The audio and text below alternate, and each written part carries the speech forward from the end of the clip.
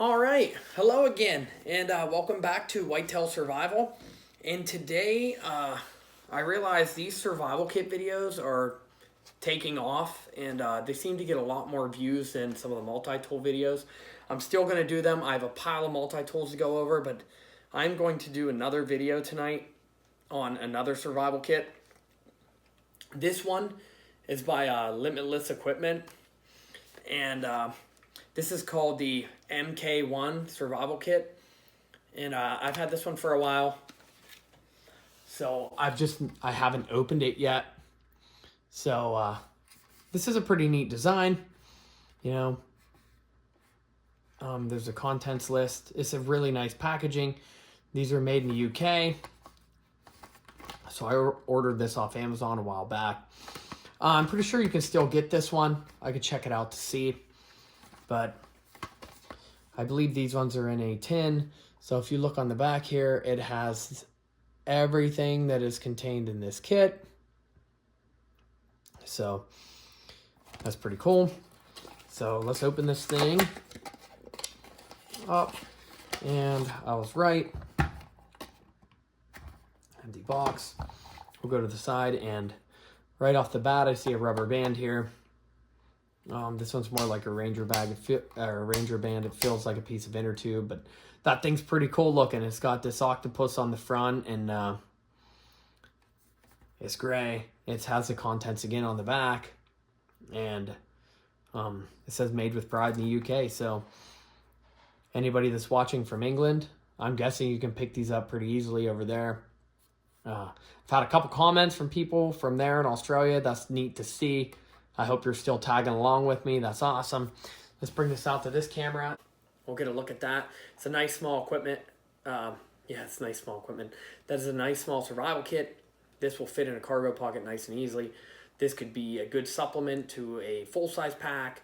This could just be used to toss in a day pack if you're going to go for a day hike. It would be better to have this than nothing at all. So let's get back in frame here, and we'll take a look real quick. Let's slide this off. And we have like a Ranger band. So this one's still real stretchy for who knows how long it's actually been on this thing. So let's pop the lid off. And that is extremely shiny. You could honestly probably use this to signal with. You can see the halo light up there. So that's cool. We'll just sit that right inside of here. We'll put this thing down, and right off the bat on the top, we got a survival wire saw. And these bags, I keep them all because in the future, when I go over these outside, I'm going to test this stuff out. So I like to put it back in there the way I got it, if I can. So that one feels pretty decent. Doesn't feel like it's going to break. And this one has handles on it. You can still use it with toggles, but that's a nice thing to see in these kits. People hate these, but if you string these things up through a branch that's flexible, you can make this into an okay bow saw. It takes a lot of cut with them, but you can use them in that way. And then looking here is a little Velcro wrap. And we'll pull that off real quick. And I see 2 zip ties. Then we're wrapped up along there. And we'll be sure to wrap that up. Let's bring this out here and unspool this. We'll get a quick guess on the length of it. So here it is, and there's one. So we're gonna say about 6 foot of this nylon cord. The end's melted. I feel strong. You're not gonna break this. This would make a good ridge line. So if you can find 2 things close enough together. So that's a good little hank of cord there, especially to fit in this little tin. You could always add there's room in here still. You could always add a little bit thinner cord if you wanted to go along with this. Or, you know, if you're using this as a supplement, you probably already have something in your bag that's just an addition to it. So in here, it looks like we have a fishing kit. And let's open this up. Now that is pre-strung with a hook. And these are floats. These will float in the water. And it looks like there's a good bit of fishing line there. Oh, and there's a sinker strapped on there. So that's pre-tied. So you can get a line or two out there. Well, I guess you get one hook. So you could toss this whole thing out there for overnight if you're staying there. You're probably not going to have to use this for a one-night stay, but if you're bored in the area of water, you could toss this out there just to have it out there. Give you something to do at least till the morning if you can't sleep. But it's also a neat thing. I mean, I've used pieces of kit like this. You know, I've had them in a pack or whatever, and I was like, oh, I'm on the side of a pond or a lake or something. I'd like to try to fish this, and you just toss this out there and, you know, see if you can hook something on it. Especially when it comes with something like these two grubs. So these are a more realistic looking little grub. And they are white, but they look like a mealworm. So that's a pretty cool thing to go with there. And you only get the one hook. So if you lose that hook, you're going to be in rough shape with the other one. But there's always something you can make a hook out of. Probably in here, I would imagine. Not only that, but it's hard to tell by the video, but the test on this line, it's got to be pretty high. It's probably 20 pound. It's real thick. So beyond that, we have a regular number 2 pencil.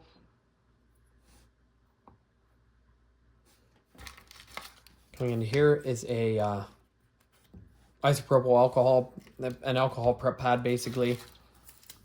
Here is salt. This is a couple of the kits now I've got that has salt in it, but I guess that's just for using it for rehydration.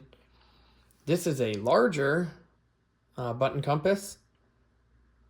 So this is bigger than the normal ones you would see, and this is liquid filled, and it does move around pretty well. So as you can see, when I have this up, it points up there, but when you sit it down, they go crazy because there's so much metal down here. I'm in my basement. I have some metal I put up on the walls, plus the stands metal, and there's all kinds of stuff down here. So here is a pack of sugar.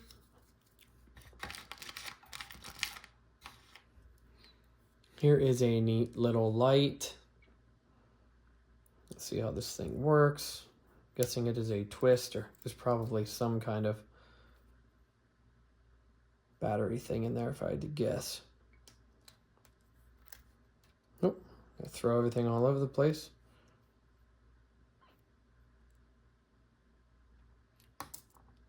And throw the throw the bulb right out of it. So I don't know if this is going to be the best light in a survival situation. I just checked to see if there was a, one of them little yellow tabs in there. And of course I threw the LED completely out of it. So this goes on here. There is a little rubber band on there that would make it waterproof. And there it is. So you screw that in, and there you have a red light. It's not picking it up too well on the camera because it's very bright with that light overhead, but this thing's actually kind of bright. Maybe on this one you can tell, but for how small it is, and the red light, it's good. Red is good. It saves your night vision. This thing isn't the most heavy-duty light in the world, but it has a little waterproof band around the battery and a little red LED. So if you don't take it apart and throw it all over the place like I did, it'll probably hold up. It would get you through in a pinch. So let's go to the next thing. We got some first aid, and this is just a I got something on it from in there. See what that is, but it's just a gauze pad. That's all right. And this is a water vessel, I guess you would call it. It is just a latex condom and unlubricated. You can fit a lot of water in these things. You just have to be careful with them. You bump into something and it pops. You have no more water container. So here we got 2 more of these like Ranger bands. It's just bicycle inner tube cut up, and they're stretchy, but they're also really strong. So piles of uses for them. Here we have 2 1-liter water purification tablets.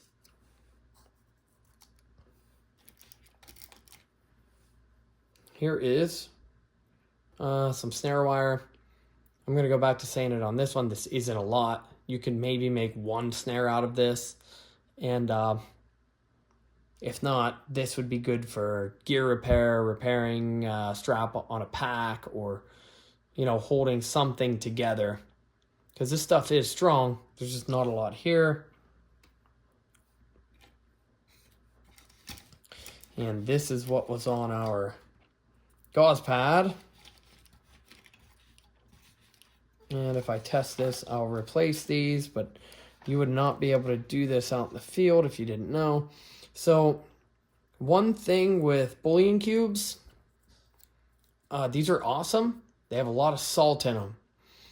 Problem with salt is it will absorb water from anything.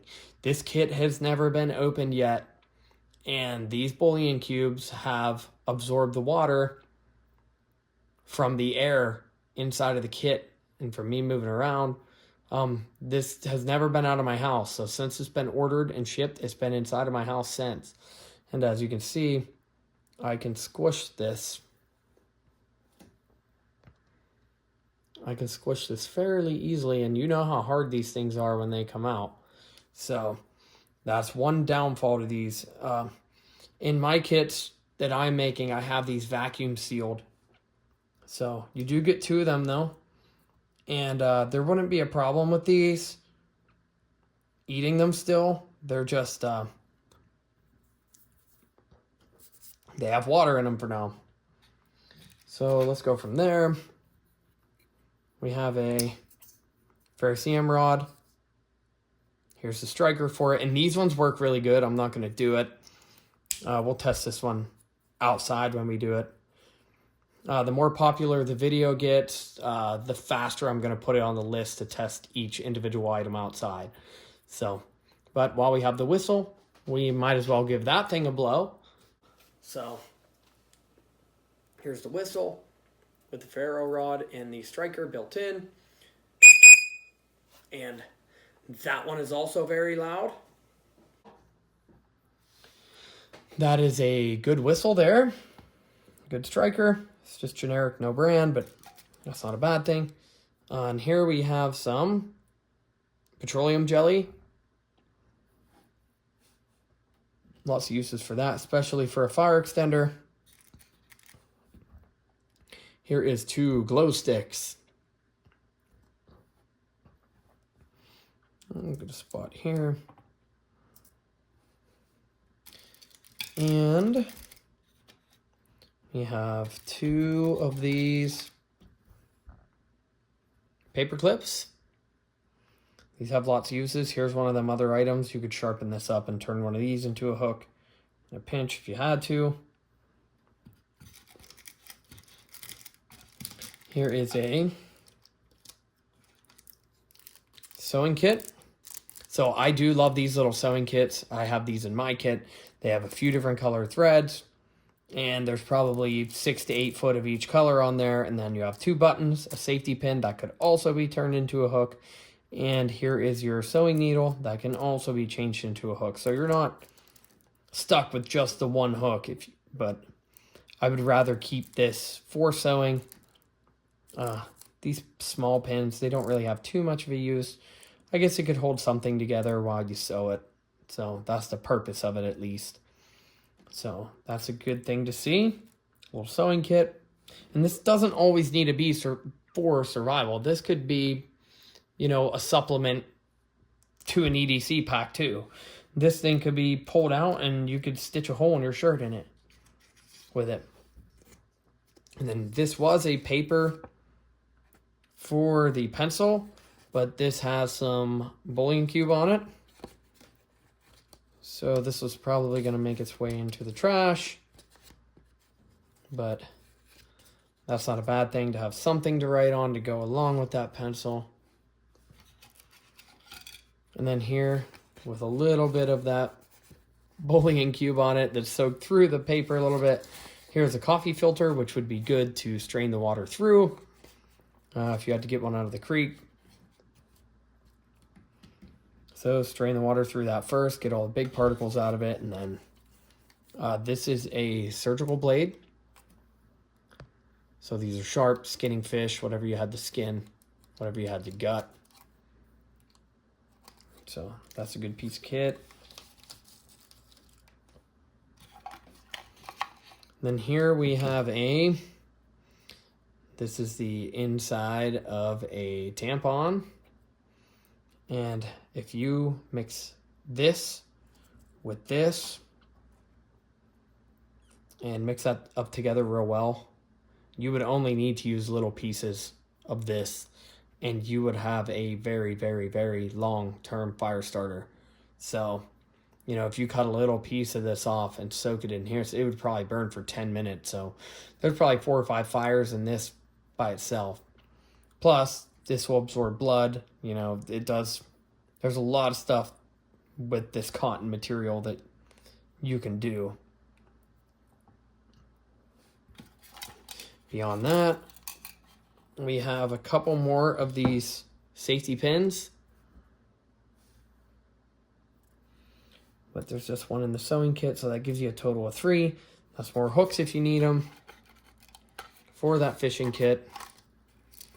And then the last thing in here would be the sheet of aluminum foil. So let's bring this thing out here. We'll see how big this one is.